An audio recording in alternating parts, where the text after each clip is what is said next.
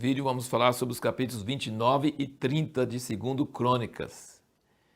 Uma coisa que eu espero que você está notando ao ler o livro de 2 Crônicas, e 1 Crônicas também, é como está repetindo muita coisa que nós já lemos em 2 Samuel e Reis, mas tem várias diferenças. Se você vai lembrar que Deuteronômio é repetição da lei, tem muita coisa que fala em Êxodo, Levítico e Números repetido, mas Deuteronômio tem uma fluência, tem uma elegância, tem uma paixão e tem detalhes que não tem no outro. É uma repetição, mas não é repetição, é uma coisa assim maravilhosa.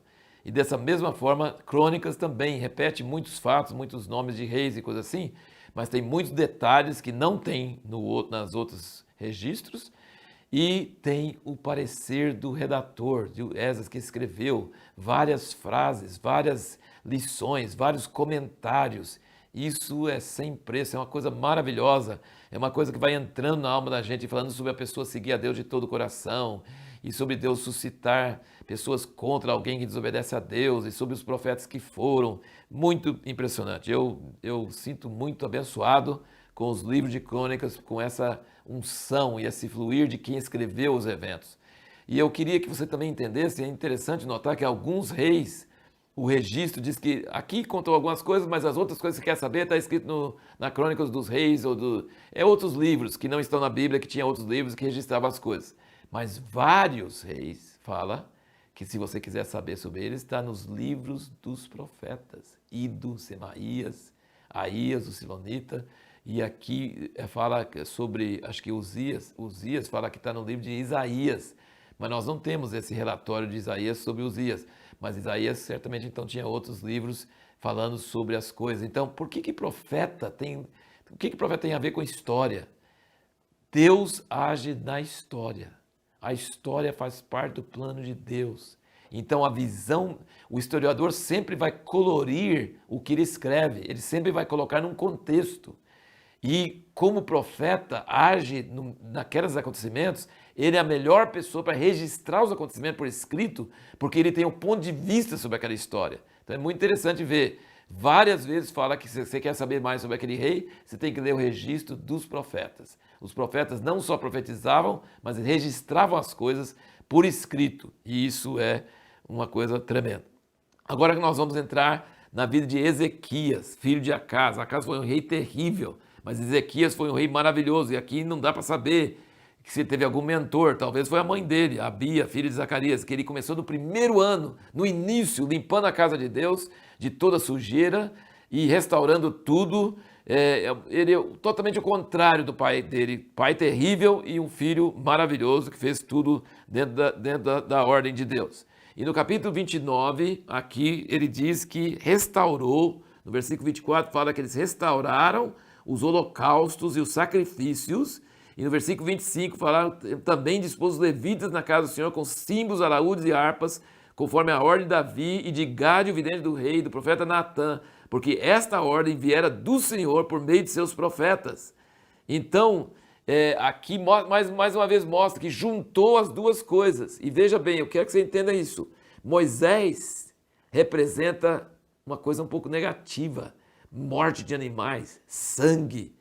Representa arrependimento, santidade, exigência de Deus, de santidade, coisa assim mais dura, mais difícil, mais necessária, que o homem pecador não pode aproximar de um Deus santo em pecado, ele precisa de sacrifício. E Davi representa o outro lado de Deus. Então Moisés representa a justiça de Deus e Davi representa a graça e a misericórdia de Deus, o recede de Deus, cânticos, louvores. E aí com a restauração de Ezequias, diz aqui, Ezequias ordenou que se oferecesse o holocausto sobre o altar, e quando começou o holocausto, começou também o canto do Senhor ao som das trombetas, dos instrumentos de Davi, rei de Israel. Holocausto e canto. Então toda a congregação adorava, os cantores cantavam, os trombeteiros tocavam, tudo isso continuou até se acabar o holocausto. É muito tempo para queimar um holocausto. Tendo eles acabado de fazer a oferta, o rei e todos que estavam com ele se prostraram e adoraram. E o rei Ezequias e os príncipes ordenaram aos levitas que louvassem ao Senhor com as palavras de Davi e de Asaf, e o vidente. São os salmos que nós temos. Eles cantaram louvores com alegria e se inclinaram e adoraram. Hoje em dia, na vida da igreja, nós temos esses dois elementos, são necessários. Nós temos pessoas que enfatizam mais arrependimento, santidade, temor de Deus, ter caráter, é uma coisa assim mais sóbria, mais séria, mais difícil, mais dura. E nós temos também o poder do Espírito Santo, da alegria, dos dons do Espírito Santo, de cantar, de música, de glorificar a Deus, de alegrar, de dançar na presença de Deus. Essas duas coisas não são contraditórias, elas devem estar juntos. Outras palavras para isso é reforma, para voltar à palavra, voltar à santidade, e avivamento, que é o derramamento do Espírito Santo com dons, com alegria. Nós precisamos das duas coisas. Deus tem justiça e misericórdia, tem sacrifícios e tem cânticos. Isso é muito importante. E no capítulo 30, você vai perceber aqui uma coisa que é muito interessante. Os correios que o rei Ezequias mandou para todo Israel para convocar para a Páscoa, no versículo 6 diz, foram, pois, os correios com as cartas do rei e dos seus príncipes por todo Israel e Judá, segundo a ordem do rei, dizendo, filhos de Israel, voltai para o Senhor Deus de Abraão, de Isaac e de Israel. Sabe o que é essa palavra no original? Voltai, é techuvá, é arrepender, para que ele se volte. Então, é a mesma palavra. Se nós nos arrependermos, na verdade é voltar a Deus, Deus vai se voltar a nós, mas Deus não vai arrepender de pecado. Obviamente não, porque ele não peca, mas ele usa a mesma palavra, de nós arrependermos e de Deus arrepender. Significa que a gente se vira, estava de costas, se vira de rosto para Deus e ele se vira e fica de rosto para nós. Quando nós não arrependemos, Deus arrepende, mas Deus não arrepende do pecado, mas ele vira em nossa direção. Então isso é uma coisa maravilhosa. Aí esses correios foram, Israel do Norte já estava sendo levado cativo para a Síria, mas tinha povo lá, e alguns zombaram, outros vieram com temor, e aí vamos chegar na resposta à pergunta. Quando é que você pode desobedecer algumas instruções da palavra escrita de Deus? Olha aqui, eles celebraram a Páscoa no segundo mês, é para celebrar no primeiro mês, não é para celebrar no segundo mês. Mas eles não estavam preparados, não tinham convocado as pessoas, fazia muito tempo que ninguém celebrava a Páscoa, eram tempos anormais. Então, Ezequias falou, melhor do que esperar o outro ano, a gente faz no segundo mês o que faria no primeiro mês. Então, não fez exatamente como estava escrito. E aí tinha muita gente que veio do norte, dessa confusão, dessa idolatria, de pessoal sendo levado cativo e outros ficando, aquela coisa toda, e eles não tinham se purificado. E na lei fala claramente, não pode comer da Páscoa se não tiver purificado. E Ezequias orou e falou, Deus, o senhor entende a situação? O senhor não deixa, não castiga? E Deus aceitou. Deus aceitou que eles celebrassem o segundo mês, que começo da Páscoa não sendo santificados, e eles ficaram com tanta alegria que eles fizeram mais uma semana. Tinha uma semana normal da Páscoa de pães asmos, fizeram mais uma semana. 3 coisas que não era escrito na lei para fazer.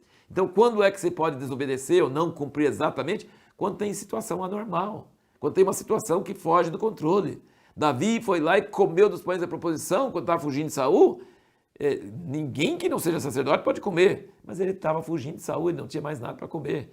Então Deus abre exceção quando nós estamos em situações anormais. É somente nesses casos que a gente deve não seguir exatamente o que está escrito. Devemos sempre seguir o que está escrito, mas surgem situações anormais, tempos anormais, onde nós podemos entender que Deus vai entender e Deus vai ver o coração e vai ver o desejo e Ele vai abençoar, mesmo que a gente não cumpra exatamente de acordo com o que está escrito. Isso aqui é um princípio muito importante para nós entendermos. E a pergunta que nós queremos responder no próximo vídeo é: por que às vezes nos encontramos em situações onde não sentimos a presença ou a direção de Deus?